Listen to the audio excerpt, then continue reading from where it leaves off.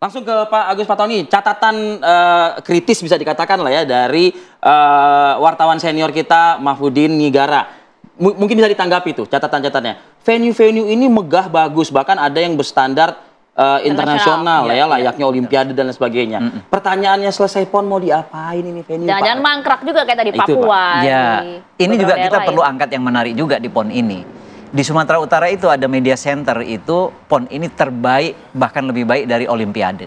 Wartawan-wartawan senior yang hadir langsung di Sumut bisa menyaksikan itu. Kemudian venue-venue banyak venue-venue yang internasional. Venue atletik itu standar internasional sudah disertifikasi. Kemudian bola voli itu stadionnya juga stadion yang terbaik, bowling juga yang terbaik. Nah, yang menarik di Sumatera Utara juga volunteer. Volunteer kita itu terbanyak memecahkan rekor dunia, lebih banyak di Olimpiade. Kok ada Pak banyak Pak? Karena dukungan, artinya dukungan masyarakat itu begitu besar. Tapi anggarannya membengkak aja dengan itu Pak? Anggaran cukup, anggaran tidak semuanya dibayar. Volunteer ini kan ada macam-macam, ada blue, ada yellow, ada orange. Dan itu berbeda-beda. Berbeda-beda. Yang dibayar yang terjun langsung. Tetapi ada yang tetap bekerja, tetapi dia juga menjadi duta PON, pakai simbol-simbol PON, menjelaskan PON, kita berikan penjelasan. Tapi menurut PB PON itu penting Pak? Itu penting, karena di setiap event ada volunteer, pendukung. Nah, artinya begitu besar volunteer itu, dukungan masyarakat begitu besar. Ini kebanggaan bagi kami di Sumatera Utara.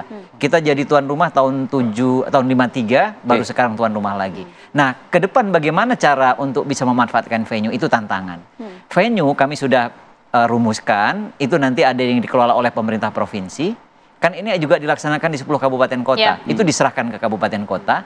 Dan nanti ada diserahkan ke cabur-cabur, pengurus provinsi. Untuk bisa dimanfaatkan. Tapi pengawasannya itu Pak, jangan sampai kemudian hanya menjadi sebuah roadmap saja begitu ya. Tapi kemudian di lapangan biasanya yang terjadi seperti di Papua kemarin. Ya, tugas gubernur berikutnya lah. Gitu. Oke, siap. Saya meletakkan roadmapnya. Nah, itu dia, meletak roadmap. Oke, saya kembali ke Bang Nigara. Tadi ada beberapa hal yang ingin dikritisi lagi Bang. Silakan catatan Anda terkait dengan PON kali ini. Bukan cuma PON kali ini ya, beberapa PON ke belakang juga demikian. Jadi PON itu menurut saya sudah berubah jalannya. Bukan lagi menjadi alat pemersatu, tetapi justru menjadi panggung bagi para pimpinan daerah. Nah, itu sebabnya kemudian inti dari permasalahan PON sendiri nggak tercapai gitu. Sekali lagi saya menurut Pak Safrizal di Aceh dan Pak Fatoni di Sumatera Utara, ini adalah orang-orang atau tokoh-tokoh atau pejabat-pejabat yang ada di ujung yang tidak memiliki latar belakang yang sama dengan apa yang dialami atau dipersiapkan oleh para pejabat. Jadi menurut saya ini kalau terjadi apa-apa kedua pejabat ini menjadi korban justru karena di ujung ya gitu. Tetapi saya yakin kedua-duanya juga mempersiapkan ini dengan sebaik-baiknya. Nah, kenapa saya bilang menjadi ajang atau panggung bagi pimpinan daerah masing-masing ya? Ini bayangkan aja 67 cabur ini bukan hal yang mudah untuk digelar gitu. Bahkan ada cabur-cabur yang menurut saya nggak ada tuh tingkatan kedunianya itu nggak ada. Yang mestinya kita pikirkan bersama ini bukan ke Pak Safrizal dan Pak Fatoni enggak gitu. Ini untuk KONI. Ya saya juga mantan pengurus KONI, jadi mengkritisi KONI untuk ke depan memilih cabur gitu. Jadi jangan ngapain sih kita ngegelar PON dengan cabur yang begitu banyak, padahal ada cabur-cabur yang bisa kita tingkatkan menjadi bagian yang bisa berpartisipasi di dunia. Misalnya kayak panjat tebing gitu kan. Itu kita menghasilkan atlet juara dunia bahkan juara olimpiade. Nah, harusnya dipikirkan ke depan. Jadi jangan juga karena pingin juara jadi masuk 10 besar, pingin masuk 5 besar, pingin juara umum, lalu caburnya diada-adakan gitu. Jadi saya kira ini kritik saya untuk KONI ke depan agar mau lebih selektif lagi terhadap cabur-cabur gitu. Bukan nggak menghargai cabur-cabur yang ada, enggak. Panggungnya harus berbeda dengan panggung PON. Karena PON ini sungguh-sungguh menjadi ajang silaturahim kita, ajang pemersatu kita, dan ajang meningkatkan atlet-atlet kita untuk meningkat ke tingkat yang lebih besar gitu. Jadi jangan juga PON ini dijadikan panggung-panggung bagi pimpinan daerah supaya kelihatan hebat. Cabur apa aja deh dimasukin supaya kita menjadi juara umum gitu. Begitu. Waktunya pas tuh dalam politik. Respon Anda silakan. Daerah itu maksudnya semua daerah. Jadi memang ini menjadi salah satu ukuran prestasi ya. Jadi di bidang olahraga tentu dicari juga, kita harus bisa menunjukkan prestasi apa yang kita lakukan dalam pembinaan olahraga. Di Sumut baru saja kita bentuk ada yayasan olahraga. Itu akan membangun kolaborasi rumah kesinambungan kami sebutnya. Kami berikan penghargaan kepada legenda-legenda olahraga yang selama ini tidak terperhatikan.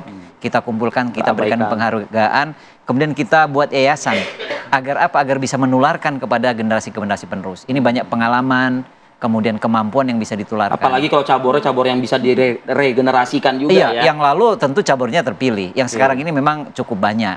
Yang lalu cabur-cabur penting yang juga dilombakan di tingkat internasional. Baik. Ini terakhir nih Pak Agus nih. Satu. Menunya diganti nggak? Nah itu dia.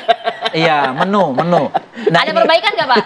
Iya, tentu pasti kita perhatikan terus ya. Nah, makanan ini kan di Sumatera Utara itu 18.000 lebih loh orang yang datang ke sana. Kita siapkan 8.000 kamar, 92 hotel, jadi cukup besar. Nah, sebenarnya menu kalau yang konsumsi, Pak. untuk atlet, untuk konsumsi atlet dan official itu nggak masalah karena include Pada bilang di hotel. miris Pak netizen kita nih Pak, Di hotel. harus dijawab nih Pak. Nah, ya itu di mana dulu lihatnya gitu kan. Tapi yang untuk di pendukung-pendukung itu memang dari konsumsi. Jadi kalau yang di hotel nggak ada masalah, di konsumsi Kalau di ada lapangan? sedikit keterlambatan, mungkin bisa saja terjadi. Kemudian ada kekurangan bisa saja terjadi. Tapi sudah dievaluasi ya. Kita terus monitor terus. Baik, terima kasih banyak Pak Agus Fatoni atas Terima kasih, waktunya Pak sudah Agus hadir langsung di sini Terima dan kasih. juga menjawab berbagai Bang pertanyaan. Mahfudin Nigara, terima kasih. Bang Mahfudin Nigara. Langsung dari Aceh. Salam hormat dari Satu Jakarta. lagi Riffi, satu lagi sebelum ditutup. Saya kira ayo sikat, kita sikat, bertekad bahwa PON ini kita jadikan sebagai ajang pertama kali starting point bagi para atlet-atlet daerah. Jadi jangan ada atlet yang ikut PON sampai bisa 4-5 kali ikut PON gitu. Itu nggak ada regenerasi. Itu yang saya bilang tadi jadi panggung gitu ya.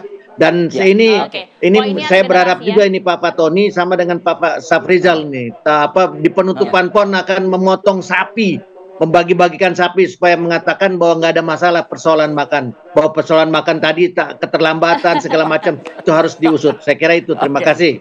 Baik. Terima Sukses. kasih Bang Nik. Masukan. Dan juga ini juga sekaligus menjadi akhir bersama kita di Apa Kabar Indonesia Pagi. Terima kasih. Jangan lewatkan dari hadapan Anda program Kabar Utama Pagi sesaat lagi. Sampai jumpa. Sampai jumpa pemirsa.